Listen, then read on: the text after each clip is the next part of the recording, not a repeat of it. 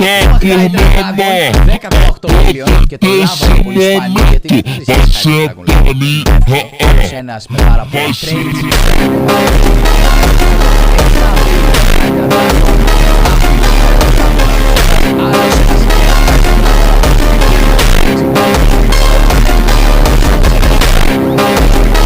Σήμερα είναι με κενό, έτσι. Δεν έχουμε βρει ακόμα τα brains που θέλουμε. Θέλουμε άλλους 5 με 6 δράκους. Όταν βγει το νέο Fuse, θα προσπαθήσουμε να κάνουμε μαυροφαρμική. Αυτός είναι κρίμα, παιδιά, αυτός ο δράκος. Γιατί όταν τον βγάλαμε, μετρήστε σας παρακαλώ πόσους Hydra Dragon έχουμε. Popkuru 3,9 billion. Έτυχε να το κάνουμε trade farm. Dragon Gizerini.